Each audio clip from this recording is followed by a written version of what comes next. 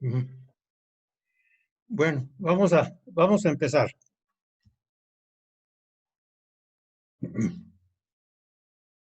Rápidamente les voy a leer el enunciado. Dice, en un evaporador de circulación natural se concentra una solución de cloruro de sodio. Las condiciones de operación son: temperatura de la solución diluida es igual a la de la solución concentrada.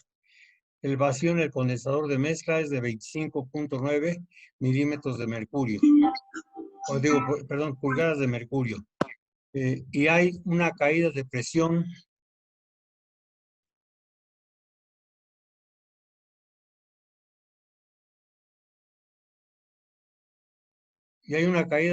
entre el espacio vapor y el condensador de 0.675 libras por pulgada cuadrada. El vapor de calentamiento tiene 2.6 kilogramos por centímetro cuadrado manométricas, con pérdidas de 9.5%. La concentración inicial es 10% y la final es 34% en peso de sólidos. ¿Sí? Los tubos de la Calandia miden 10 pies de longitud y diámetro de 2.25 pulgadas, siendo el total de 190 tubos. La densidad de la solución se calcula con esta expresión que tenemos aquí.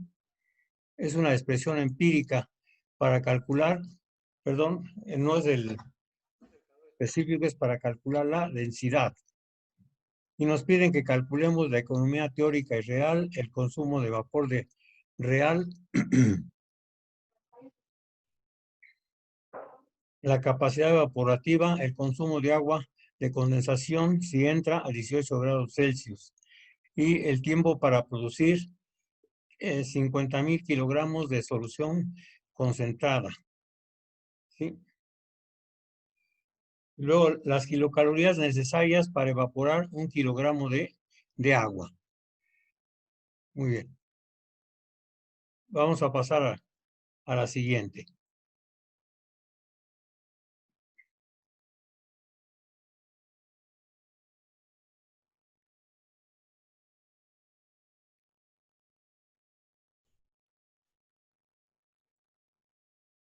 Aquí tenemos el diagrama. Como ya lo habíamos explicado anteriormente, es un evaporador de circulación natural. En esta parte en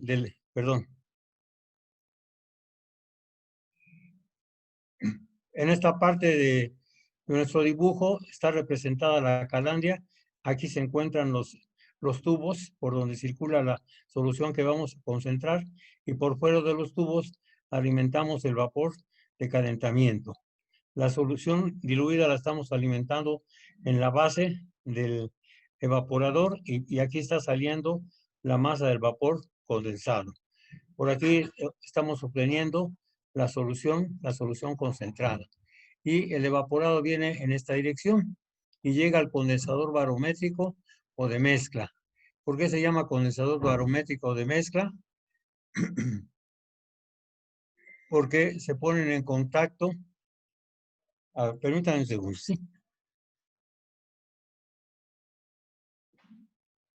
Condensador barométrico de mezcla. ¿Por qué se llama así? Porque el evaporado se pone en contacto con el agua de condensación y baja por esta columna hidrostática. Aquí les represento yo a ustedes la agua de condensación, el evaporado condensado. En resumidas cuentas, ¿qué es? Pues es agua, ¿sí? Aquí tenemos la temperatura de condensación, la TC.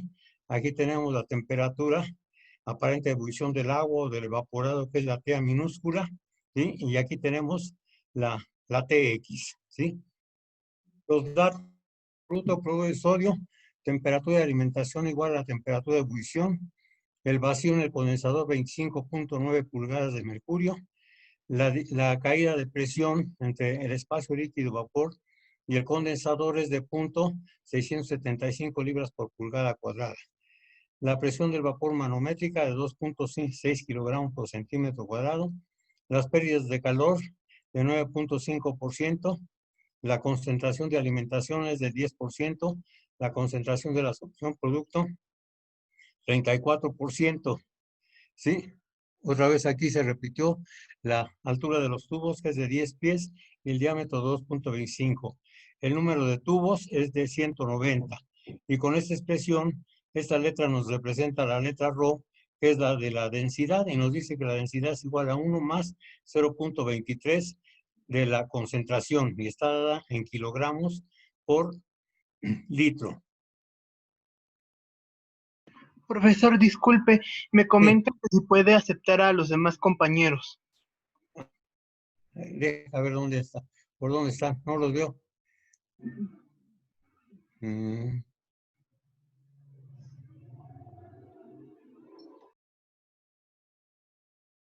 Es que no aparece aquí.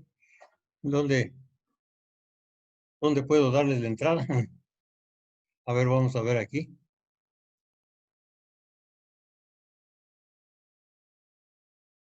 Ah, ya. Sí. Nomás de oprimir un teclazo, no sé si ya hayan podido entrar todos.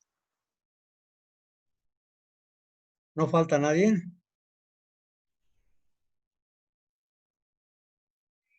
Muy bien. Entonces, yo empecé por establecer la ecuación para calcular la economía y la ecuación para determinar el calor aprovechado, que puede ser igual al evaporado más por el corchete del evaporado, la masa del vapor de calentamiento, por el calor latente, aquí le faltó un asterisco, igual a la expresión de Fourier, o sea, el área de transferencia de calor, el coeficiente de velocidad de transferencia de calor y el gradiente de temperatura. ¿Sí? Y después también les puse la expresión de cómo se puede calcular el evaporado. Estamos considerando el área que ya nos dieron, o sea, nos dieron los datos para que la calculemos. También el coeficiente de velocidad de transferencia de calor, el gradiente delta X, ya sabemos cómo podemos calcularlo, es la temperatura de vapor de calentamiento menos la temperatura de ebullición entre el corchete, ¿sí? Después, para calcular la masa del vapor de calentamiento, tenemos la misma ecuación de Fourier, pero ahora lo dividimos entre el calor latente, corregido por calidad, por la calidad del vapor y por las posibles pérdidas que haya. ¿Sí? Entonces aquí se está determinando el valor del área de transferencia de calor. No creo que haya dudas ahí para cómo calcularla. ¿O sea, hay dudas? No. Muy bien. No. Ajá. Después, para calcular los demás valores, debemos de conocer la TA minúscula y la TX. Como ustedes ya desarrollaron su nomenclatura, ya saben qué significa la TA minúscula y ya saben qué significa la TX minúscula, o la T minúscula y la TX. Nosotros conocemos la presión del espacio líquido vapor, podemos encontrar la temperatura aparente de ebullición del agua. Si conocemos la presión en el condensador, podemos conocer la temperatura de condensación.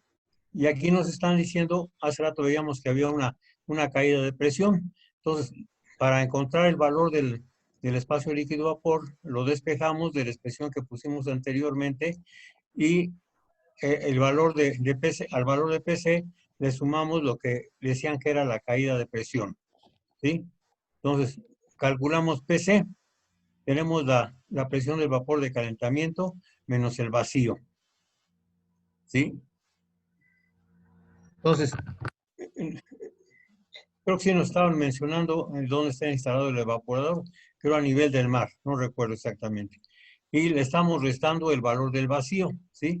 Ese valor de vacío es dado en 25.9 pulgadas de mercurio, lo transformamos a kilogramos sobre centímetro cuadrado y ya nos da un valor de 0.1388 kilogramos por centímetro cuadrado, ¿sí? Dice aquí, es lo que decíamos antes, cuando no se da a conocer el valor de la presión atmosférica o barométrica, se supone que el equipo está a nivel del mar.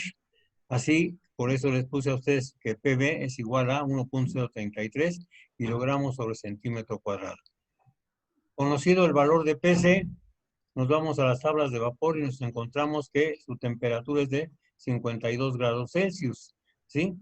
Entonces, determinamos nosotros la presión, entonces la presión del espacio líquido-vapor, ¿sí? Al valor de la PC le sumamos, ¿sí? Le sumamos el valor de la caída de presión que tenemos aquí y nos va a dar este valor de 0.18622 kilogramos sobre centímetro cuadrado, lo cual se traduce en una temperatura TA de 59 grados Celsius, ¿sí? Después dice, para determinar TX se usa el nomograma, ¿sí? Eh, yo a su compañero Luis Ernesto le pedí de favor que les enviara el día de ayer una hoja donde están una secuencia de cómo utilizar el nomograma.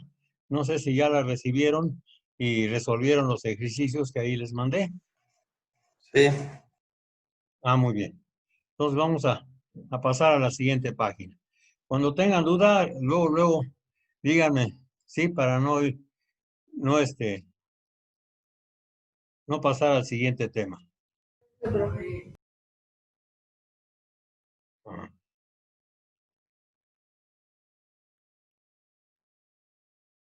Bueno, aquí estaba yo representándoles una secuencia de cómo calcular el aumento en el punto de visión número 1. O sea, con la TA, el valor de TA, nos vamos al nomograma del lado de las TX y anotamos la temperatura, que en este caso era, creo, de 59, no recuerdo, ¿sí? De ahí vemos que el soluto, que es el cloruro de sodio, ¿verdad? Tiene un puntito, ¿sí? Y unimos ese punto de la temperatura que nosotros estimamos que era de 59, 69, no recuerdo ahorita, ¿sí? Trazamos una línea que toque el punto del soluto. Esa línea la prolongamos hasta que vaya a la línea de referencia, ¿sí? Ahí en la línea de referencia se forma otro punto y de ese punto de la línea de referencia y de la línea que trazamos, nos vamos a la concentración, ¿sí? Siempre con una línea recta trazada con lápiz, ¿sí? Porque si utilizamos una tinta, por ejemplo, después nos va a estorbar esa línea y ya no la podemos borrar, ¿verdad? Entonces, la prolongamos hasta el aumento en el punto de ebullición y ese va a ser el primer aumento en el punto de ebullición, ¿sí?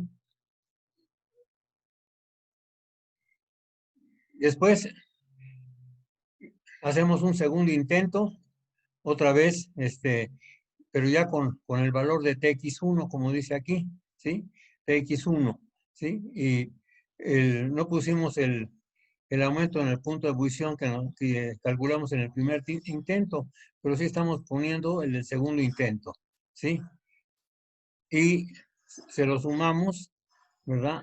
Si es de 59 más 11, nos da 70, ¿sí? Entonces, con esa temperatura 70, hacemos lo mismo que cuando lo hicimos con el de 59. O sea, 70 al punto del cloruro de sodio, lo llevamos hasta la línea de referencia. Después de esa línea de referencia se forma un punto, lo prolongamos hasta la concentración y lo llevamos al APE, ¿sí? De acuerdo a esto, se volvió a repetir el valor. Entonces, por lo tanto, el aumento en el punto de ebullición es de 11 grados y la temperatura TX es de 70 grados. Sí lo practicaron o me fui muy rápido ahorita. ¿Sí lo entendieron, jóvenes? Sí, profesor. ¿Sí? Sí, profesor. Sí, Muy bien. Después determinamos la temperatura del vapor de caldera, ¿sí? ¿Cómo la determinamos? Con la presión absoluta. ¿Cómo se obtiene esa presión absoluta? Pues con la presión barométrica. A la presión barométrica le sumamos la presión atmosférica, ¿sí? Y con ese valor nos vamos a nuestras tablas de vapor y nos da 140 grados Celsius. Calculamos el gradiente delta TX, que es 140 menos 70, 70 grados Celsius. Después, el cálculo de la viscosidad se determina en la gráfica de viscosidad de soluciones de hidróxido de sodio, ¿sí? Ya que nos dieron una expresión especial y por lo cual primero tenemos que calcular la viscosidad del hidróxido de sodio. La TX, ¿verdad? La de 70 grados Celsius la transformamos a grados Fahrenheit. Ustedes ahí tienen en sus tablas esa transformación de centígrados a Fahrenheit o de Fahrenheit a centígrados, y con la concentración del 34%, ¿sí? Y nos dio un valor de 3.2 centipuases, ¿sí? A ese valor de 3.2 centipases, ¿verdad? Lo multiplicamos por 0.8, ¿verdad? ¿Sí? Porque es la expresión que nos están dando original, y ya nos da el valor de la viscosidad de nuestra solución, que es 2.56 CPs. Como ustedes pueden ver, no se pueden tener viscosidades de todas las soluciones, de todos los solutos, y entonces por eso se hace esta referencia, ¿verdad? Se toma como base la presión del hidróxido de sodio y se le afecta por un valor, considerando que es más o menos la densidad estimada para nuestra solución. Ya con estos valores podemos determinar el coeficiente de velocidad de transferencia de calor. Bueno, entonces, es que aquí en nuestro coeficiente de velocidad de transferencia de calor no tiene delta X, sino tiene delta T, ¿sí? O sea que la delta X, la delta TX es diferente a la delta T. Entonces, por eso calculamos la delta T, porque aquí iba delta T, no delta TX. Entonces, ¿cómo calculamos esa delta T? ¿Sí? Va a ser igual la temperatura del vapor de calentamiento menos la temperatura de ebullición de la solución dentro del evaporador, corregida por concentración y altura hidrostática, ¿sí? Que es un poco mayor que la temperatura Tx, ¿sí? ¿Cómo calculamos esa temperatura?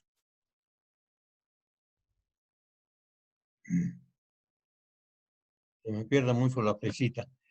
Esta temperatura la calculamos con la T' A más el aumento en el punto de ebullición, ¿sí? Seguramente en la página que sigue vamos a ver cómo salió ese valor de 73 grados Celsius. Estamos sumando los 11 y nos da la temperatura, la TE, que es la temperatura de ebullición de la solución en el interior de los tubos, en un evaporador de circulación natural, corregida por concentración y por altura hidrostática. ¿Sí? Aquí la tenemos, ¿verdad? Aquí está. La PT es igual a la presión del espacio líquido vapor más delta P. Esa delta P la tenemos expresada aquí, que es igual a 1/2 de la densidad por la altura de los tubos o a la altura a la que se encuentra la solución que estamos procesando, ¿sí? Sustituimos los datos, ¿verdad? Y vemos que nos da un valor de 164.317 gramos por centímetro cuadrado, ¿sí? Entonces, lo sustituimos aquí, pero si ustedes se dan cuenta, aquí tenemos kilogramos por centímetro cuadrado y aquí tenemos gramos sobre centímetro cuadrado. Entonces, hacemos que estos gramos se conviertan a kilogramos, hacemos la operación y aquí ya nos da el resultado, ¿sí?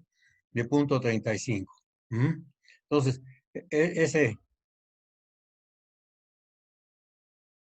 con esa presión total, ¿verdad? Vamos a las tablas de vapor, ¿sí? Y vemos a cuánto le corresponde ese 0.35. Sus unidades son kilogramos por centímetro cuadrado, ¿sí? Entonces, como ya habíamos visto anteriormente en la página anterior,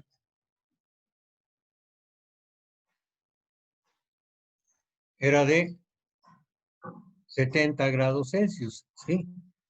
70, ¿sí? A ver, creo que me estoy equivocando.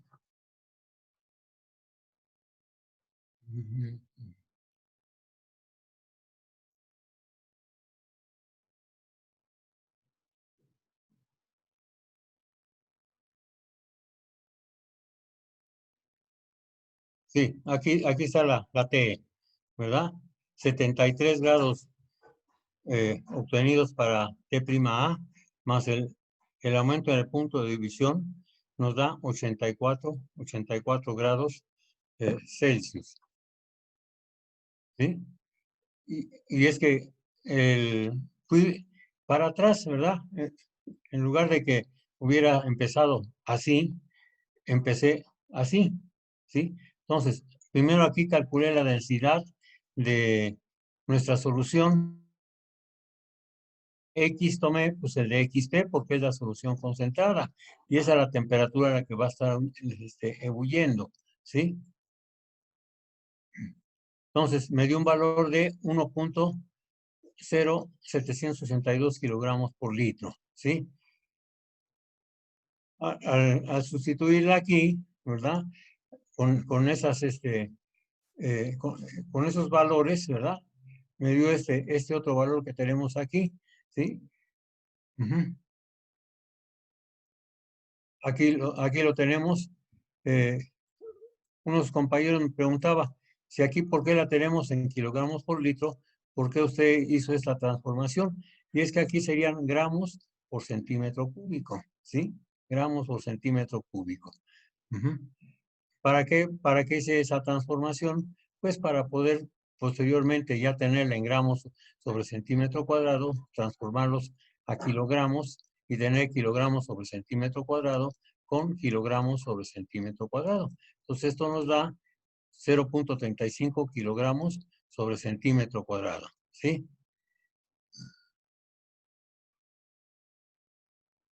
Muy bien, vamos a...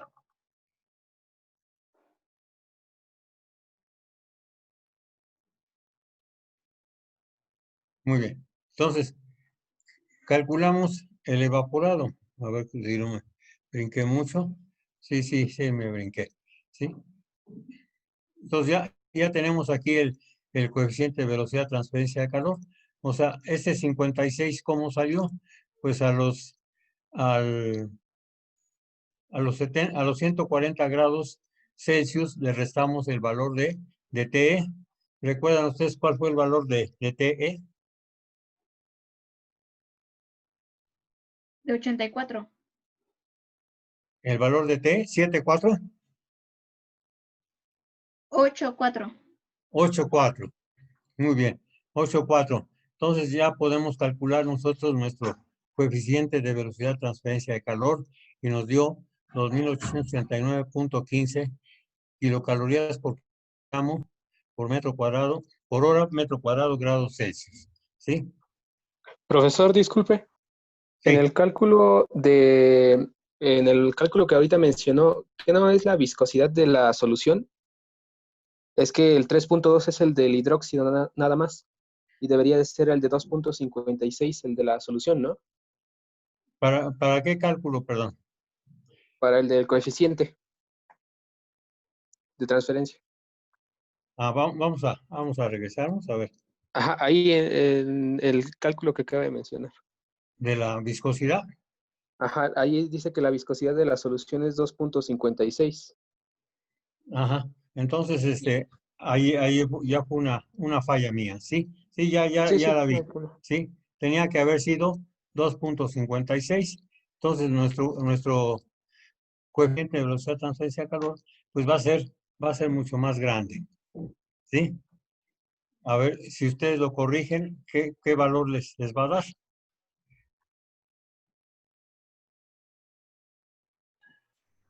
A mí me da un valor de 3112.29. Sí, suba. Está muy Sí, a bien. mí también. Sí, está muy bien. Consideren ese valor que estimó su compañero. Sí, por eso cuando ustedes hagan su ejercicio, háganlo con cuidado porque luego yo, por hacerlo rápido, ¿sí? Omito pasos o cambio valores de unos por otros, ¿sí?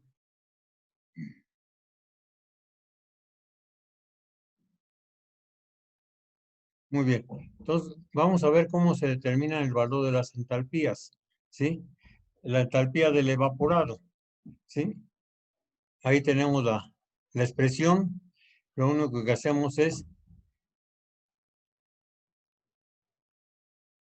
sustituir los valores. Como ustedes pueden ver, aquí hay un valor equivocado. Sin embargo, a la hora que sustituí los valores, puse el valor correcto del CP del vapor, de 0.45. ¿Sí? Después, para calcular HP y HA, utilizamos la expresión empírica que nos están dando ahí. Nada más es cosa de sustituir los valores correspondientes. Para HP ponemos el valor de XP y para HA ponemos el valor de XA, ¿sí? Las temperaturas, como dicen que la de alimentación es igual a la de ebullición, y la de ebullición vimos nosotros que es de 70, ¿sí? De 70, entonces aquí es 70 y aquí es 70. Entonces lo multiplicamos por la diferencia de temperaturas, que es 70 menos 0, que es la de referencia, 70 menos 0, y obtenemos los valores de las entalpías, ¿sí? Y sus unidades son kilocalorías por kilogramo. Resolvemos el corchete o la carga entálpica y nos da también en unidades de kilocalorías por kilogramo. ¿Sí? Aquí estamos poniendo la entalpía del evaporado, aquí la concentración de alimentación, la entalpía de la solución producto, menos la concentración de la solución producto por el valor de la entalpía de la alimentación, y lo dividimos entre el valor de las concentraciones, ¿sí? Y el corchete nos da 562.68, ¿sí? Vamos a ver la siguiente. Pues ya con esos datos, ese es el valor del área, este es el valor del gradiente de temperatura.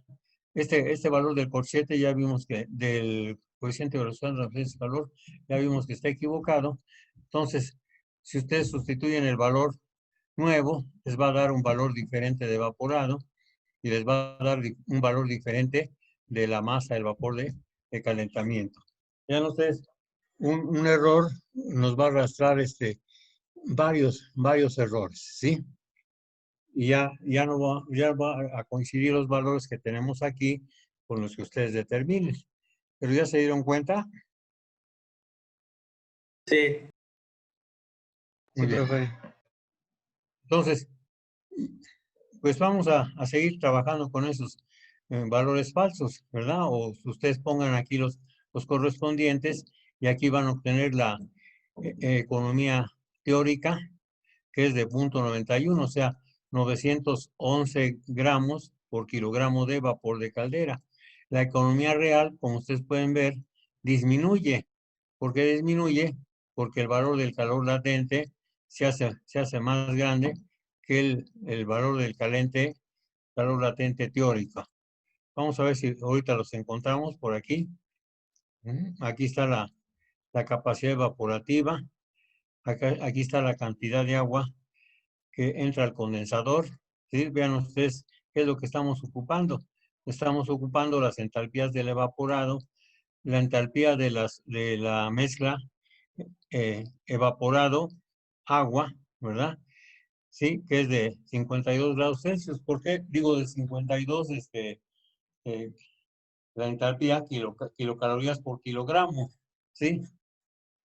¿Por qué nos dio ese valor? Creo que la vez pasada sí se aclaró, ¿verdad? Que los valores de las entalpías del agua son iguales a sus temperaturas, ya que su calor específico es igual a 1 y la temperatura de referencia es 0, pues entonces la temperatura a la que se encuentra la solución por el CP, en este caso es agua, pues nos va a dar que el valor de la entalpía del agua es igual a su temperatura. Y aquí en el punto F nos están diciendo qué cantidad de calor por hora se necesita aplicar para obtener 1 kilogramo evaporar 1 kilogramo de agua. Pues lo único que tenemos que hacer es aquí en el evaporado sustituir 1 kilogramo por hora, lo multiplicamos por el valor de la carga entálpica y ya nos va a dar las kilocalorías por hora. ¿No tienen ahí preguntas, jóvenes? No, profe. No, Ujú. profe. No, Por profe. ahí. Sí. Dejen ver qué dice que me salí. Muy bien. Vamos a entrar con el de la sacarosa. Profe, ya se va a terminar el tiempo de la reunión. ¿Ya se va a terminar? Sí, queda menos de un minuto.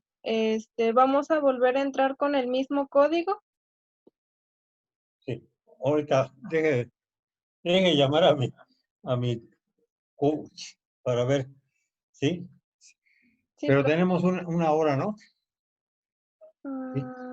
Sí. Vania.